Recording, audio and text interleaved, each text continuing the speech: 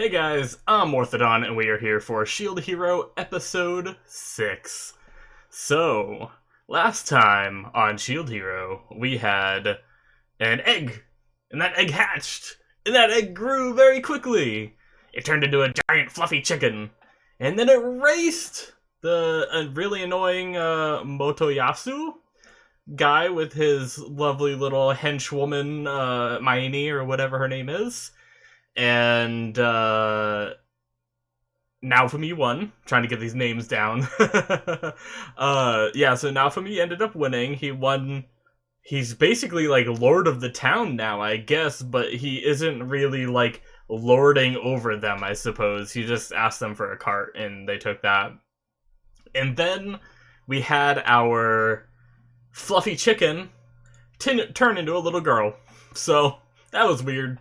And that's the thing, so I guess we're gonna have to watch this episode to see what the hell that's about. I talked about in the discussion previously about whether that could be some kind of, like, fated thing to happen, you know, because we had when he got Raftalia, the slave trader said, so he really did pick her or something, or he really did pick a demi-human or something like that, along those lines. Which was very ominous, almost like it was foretold that this was going to happen. So I wonder if that was the same thing about, like, this egg kind of thing, like if it was always meant to happen or something, or I don't know. I think there's a little more to it, you know, than just coincidence kind of stuff, because they didn't mention, even after editing, I don't think, in rereading that scene where he bought the egg, I don't think they mentioned it turning into a person, you know, they mentioned it turning into the Philolial, or like the dragon carrier kind of thing, whatever that one was called. And like the dragon carrier was the rare one, so how rare is it turning into a freaking human? So I don't know. Well, it's probably not entirely human, it still has like wings and stuff, so whatever. Anyways, I guess let's jump into this episode and see if we get some answers regarding what this is. Also, I really want to see some training, because they teased us with it last episode, and I really want to see them fighting some monsters, leveling up, like, getting some cool new skills and stuff like that. I love that kind of aspect of these kind of shows, so I want to see more of that. And hopefully no Miney this episode. We don't need that kind of tension going on. But anyways, let's jump into the episode, shall we? Alrighty guys, so like usual, down in the description there's going to be a Vimeo link. You guys can click that and it'll bring you directly to the reaction. And once you're done watching that, you can come back here to the YouTube video for the discussion. Please stick around for that. I talk about some good stuff and, you know, what I liked about the episode. So if you want to see, like, what kind of page I'm on with the show and everything, and what kind of predictions I come up with, stay around, watch that, check it out. I very much appreciate it. But yeah, guys, go ahead and click that link right now. Alrighty, so that is the end of episode 6, guys. That was good. I will say, I wish there was a little bit more, like, fighting and training and leveling, but for what the episode was, I still really liked it. We had, you know, like, the little quick description of, or, like, you know, figuring out what Philo was, which was more in, like, the flashback form, or it was something they already did and we didn't see. They went back to the slave trader and found out that apparently every now and then you can get a king or queen of the flock. And I was talking about it during the episode. I'm not sure if that means, like now Philo is the queen of all the Philolials, or is it only, like, a queen of a flock of them, and there's a bunch of flocks and there can be multiple queens. I don't know. That's interesting, because obviously, you know, in real life, if you have, like, a flock of birds or something, there can be multiple flocks. There's not just one big flock of birds in, like, the entire world. Or, like, you know, with, I guess another example would be, like, queen bees and stuff like that. There's not just one, you know, in the entire world. There's, you know, many across all the different, you know, hives or whatever they're called. And I think even some hives have multiple. I'm not sure. I'm not entirely sure about that. But, yeah, so I don't know how exactly that works, but it's kind of interesting that something that he didn't even mention in the previous episode because of how rare it is, I suppose, and we didn't get any more foreshadowing regarding the fact that I was talking about whether this might have been like predetermined or something, and we didn't get any kind of like, you know, ominous foreshadowing from the slave guy or whatever based on that. So who knows what's going on with that.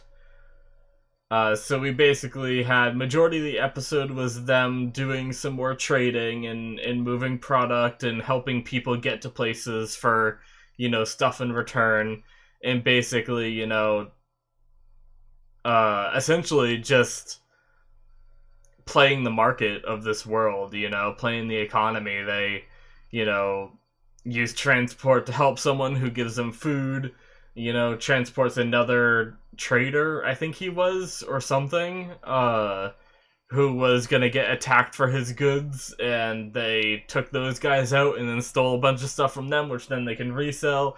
They made some money off some stuff. They, you know, acquired the deed to a mine, and I don't know if that means they own the mine or what that means, but the only thing we got to see him use it for was a gem of his choice, which he wanted the gem to make magic threads, which they then, you know, found that secret place.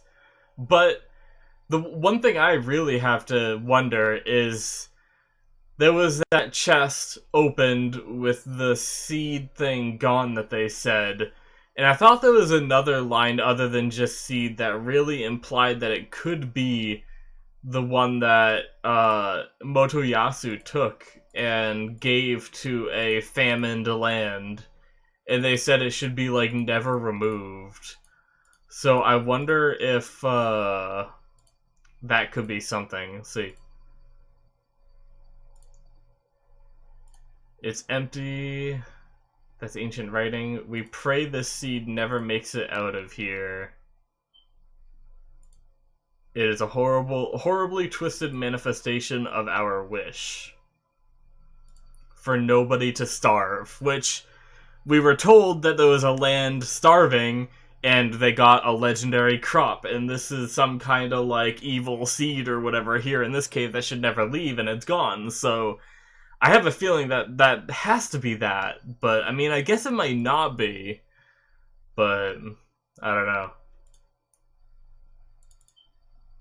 Who knows? I could be completely wrong. Maybe I'm, you know, overstepping my thoughts there, but yeah, so we have Motoyasu who did that. We have the sword hero who is off fighting, you know, a bunch of monsters, even supposedly took down a dragon, which is really what I want to see our guys doing, is more like training and leveling up. I think that'd be really cool. I'm sure we'll get that at some point, and I'm sure they got some XP today for what they did, you know, in that, you know, fight against the, you know, what'd she call it? Like a Neo or something? Which is interesting. Like I said in the video, reminds me a lot of a Chimera from Full Metal Alchemist, so that was pretty cool. It was like half tiger, half snake thing with like a snake tail and stuff like that. With each either had its independent wills, or they both, he was controlling the tail as well, I'm not sure.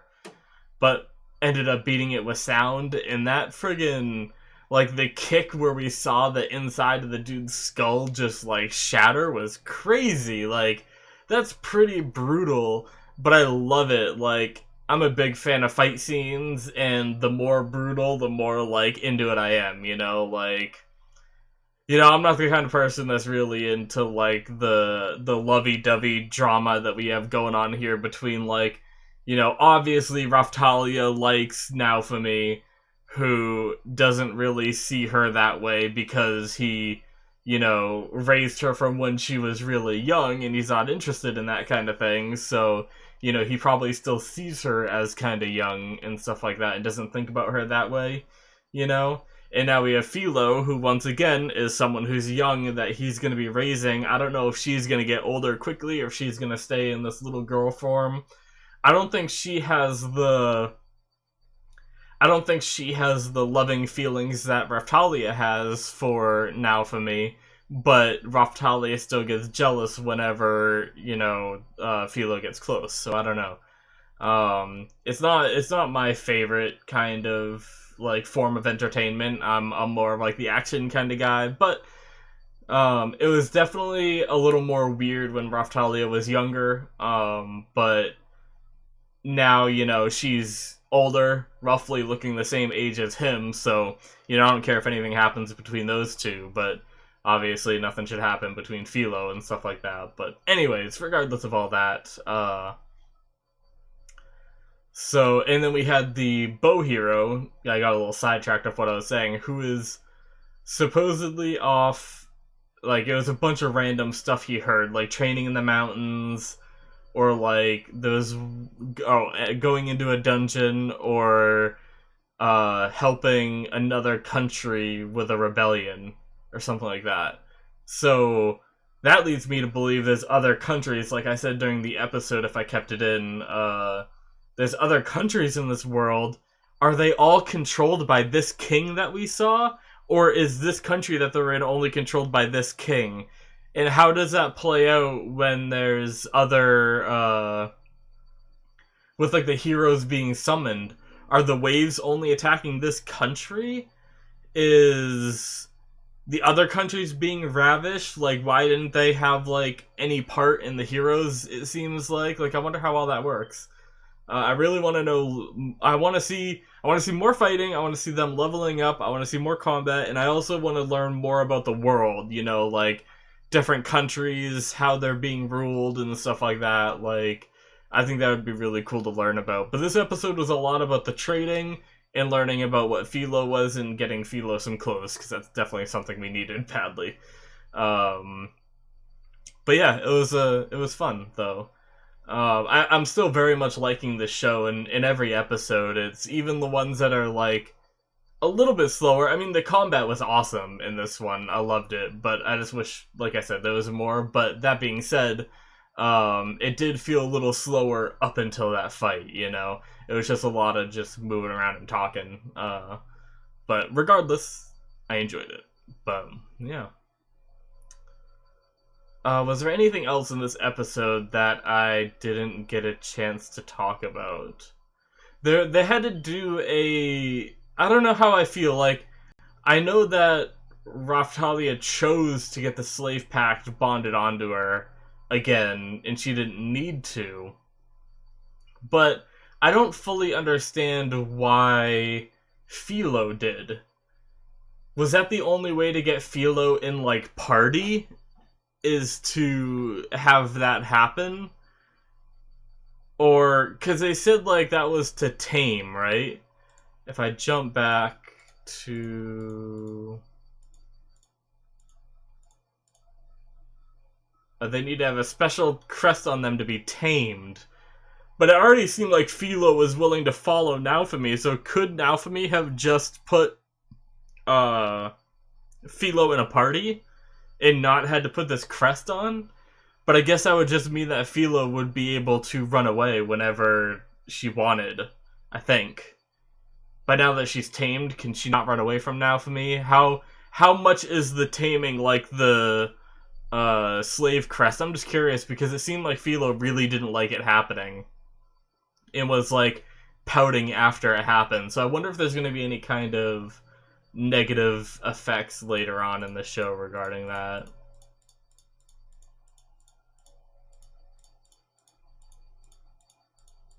But yeah, we got to see a little bit more of Naofumi, possibly doing magic. I'm not sure. He was the one that gave the old lady the potion, and that it cured her very quickly. It seemed like way quicker than the guy expected it would, so I feel like Naofumi did something, and they even talked about using a spell before, too. It seems like Naofumi did something to either enhance the potion or whatnot. I wonder if that's his magic, or if that's just his, like, medical herb expertise, like, kind of like, in some video games, you can have, like, a proficiency in potions, and it'll make the potions you consume stronger. Maybe he has something like that, where since he can make potions and stuff like that, he's able to enhance the effects of them, whereas if that guy used it, it wouldn't have been as good, and maybe it still would have worked, but it would have took longer, or maybe something like that, I don't know. But that's kind of cool. And then we also saw Raftalia do some magic as well, which which was cool. She kind of went stealth, and unfortunately we didn't get to see her do anything with it because she went stealth. They went like, oh, or whatever, and then they were all tied up.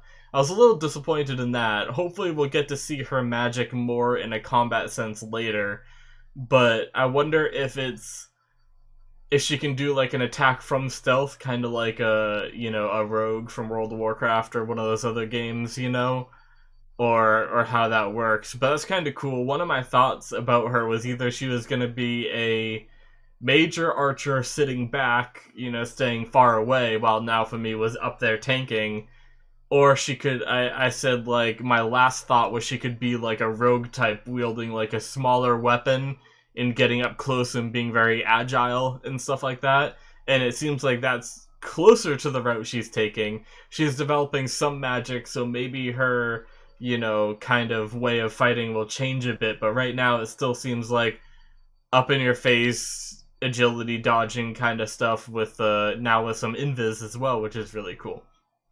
So that's some neat stuff. But yeah, guys, I think that pretty much sums up everything I gotta say about this episode. I'm really looking forward to what we have next going on with this show, and whenever the next wave hits, some more fighting, some more leveling up, stuff like that, some more world building would be cool, and yeah. So anyways, guys, if you want to support the channel, you can hit that subscribe button. You can also go down into the description for my Patreon link, which is another way to support the channel. And you also get some extra benefits like early access and full length as well if you check that out, and I very much appreciate it if you do. And yeah, guys, thank you so much for watching. Once again, I hope you enjoyed, and I will see you guys in the next one. Bye-bye.